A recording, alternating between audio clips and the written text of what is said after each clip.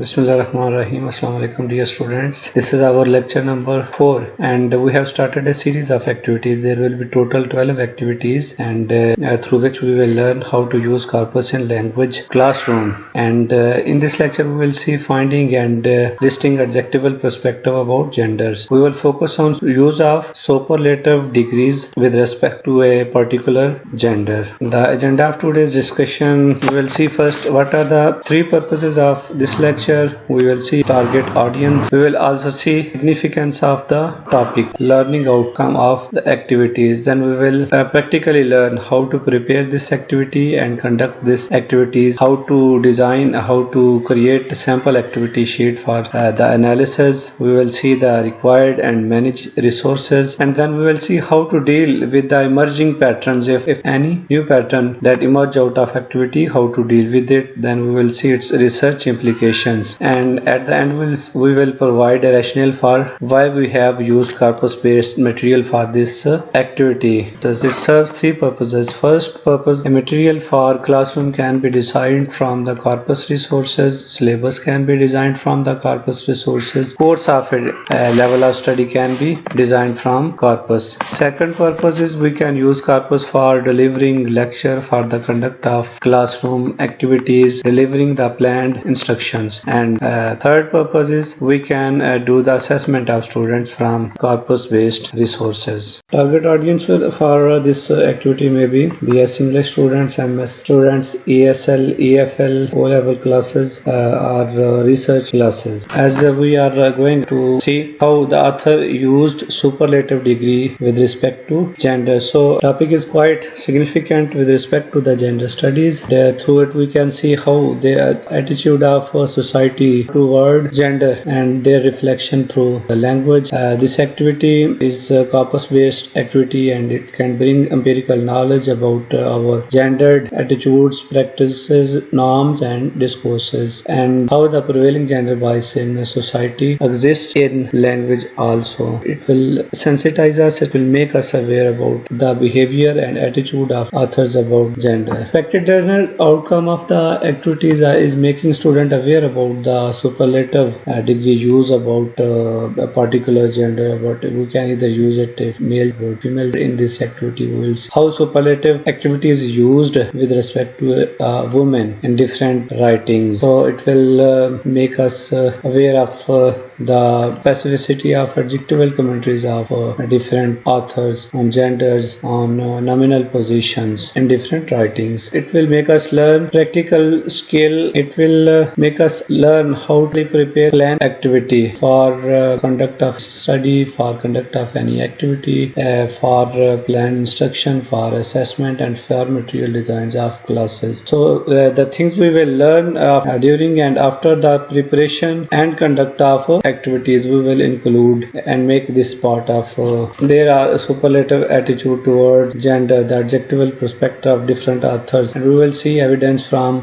corpus. We will see either their connotation is negative or positive. Negative, we will also see the what is context of negativity and the positivity, see its frequency. Ask students to analyze the sentences, the list and the type of connotation, and after the completion of list we can analyze the data, we can interpret the data and use it for any research. So now we are going to preparing the activities practically searching data from corpus. Corpus has its own language. This is not complicated for as for morphological entities discovery, for searching suffix and prefix it's simple, and for some studies it's a bit complicated. As in this formula we see most is a superlative degree marker, and there is AJ0, it is unmarked form of adjective, as clever is unmarked form and cleverer and cleverest is the marked form. So when we use the word most, then we need unmarked form of adjective. So this is most, then underscore, then adjective 0 AJ, 0 is most plus unmarked form adjective, and the pipe bar shows are the adjective superlative or superlative form. As we see superlative form may be the cleverest women. So this is a formula. We can either copy it and paste it or type it in corpus. So the bullets that appear below tell how to search and formula in detail. So So in BNC corpus we can paste it or we can type it. So we have pasted it and press the start query button. This will bring us results. As we see, there are 226 matches for our query appear here. We can download it from here, choose action and download the list. Here go to choose action and then click on download. Here we can change the setting. We need 20 word each way. The term we have searched and जो कुछ हमने search किया उसके left side पे भी और right side पे भी there will be 20 word each way. Then the context will be quite obvious. We need not tagged and untagged both version. We don't need. We need only one version, the text version. That's why we have clicked here no, and here change them to no. So these are visible to you. At this scheme you can select, can rename the file superlative attitude toward women. So rename one, then we here download with above setting. The file is now downloaded. We can now open it. This is opened.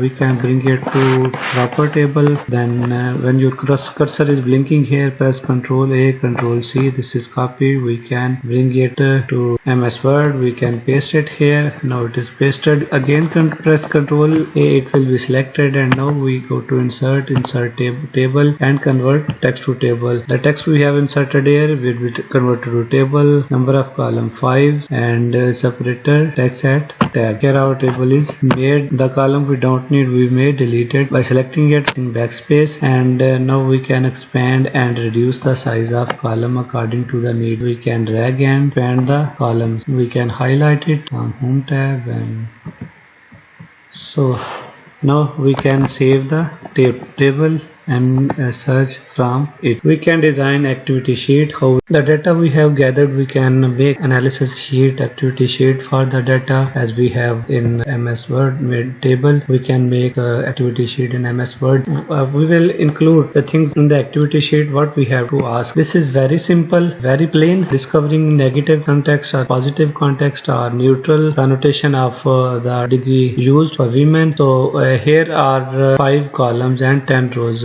As the page of MS Word can carry more rows, so we can insert here. We need insert table with 5 rows and 20 rows. So here, so we can see here example number here, serial number, and then here we can ask positive connotation, negative connotation, or neutral connotation, and any other type of connotation. We can also increase the number of line as here is possibility. We can ask to create 40 lines. So this is our activity sheet. Here we will give the major table to the students and ask them to mark down the type of connotation is positive, is negative, or neutral. So this is very simple, and if we have to bring more sophistication in it, we can ask the analyzers or the students to create type of negativities, type of positivities. We can divide negative connotation into sarcastic and insulting and discriminatory and sensually and sexually motivated, and where there is given about the physics in negative sense. So we can create all these categories also in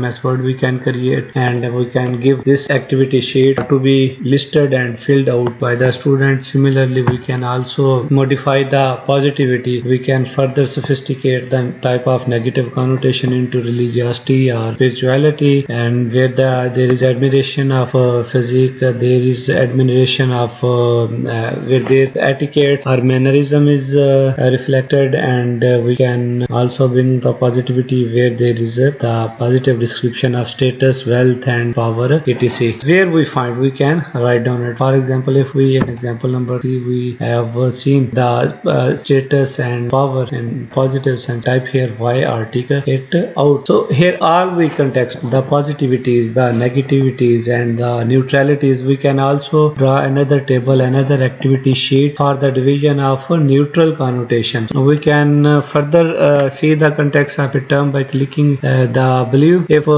connotation is not obvious to us, if the connotation is not clear to us, is it negative or positive, we can click the blue button and it will give us description like this. So it's fuller context. We can see context in detail. When we have listed out its positivities its negativities, we can collect the features, how much they are positive, how are negative. For example, we have 6 neutral, 8 sarcastic, 9 insulting, discriminatory, and 8 essentially motivated, and 7 that describe the etiquette. So we can select this list, so we can see if there is any emerging pattern from activity, if there is new type of negativity, if there is new type of positivity, if there is any other type of neutrality, we can add it. We can make it part of activity sheet. We can make it part of a sample analysis sheet by adding column. We can add column here. We can add column in positivity sheet. We can add column in negativity sheet. We add any other pattern and any other semantic description of it appears during the activity. We can make it part of activity. So it has vast research implications. We can analyze attitude toward genders or adjectival perspective of different authors. So we can arrange and list in table form, and then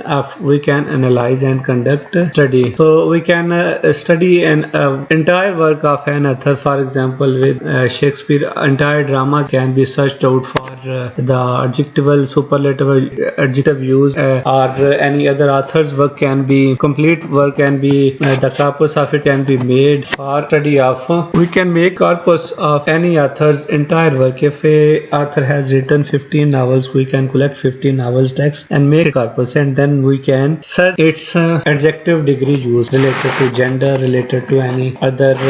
So we can see how the women are dealt with, how the women are described, what is the attitude of the playwright, of the novelist towards the gender in his novels. And a comparative work can be done from, for example, you can comparatively analyze use of superlative, adjective in Marlowe and Shakespeare, or the recent authors, or any of the authors. You can compare the work of 2 or 3 authors, how they have used the superlative degrees, and then how they have described gender. We can also see the non-literary text. We can get journalistic text, we can get newsroom text, advertisement text, non-fiction text, and study what are the adjectival perspectives about gender there in text. So we can also do a character analysis in a prose text, where we can see how have adjectively described different characters, what is the attitude of author has delineated his characters. We can do a character analysis through the help of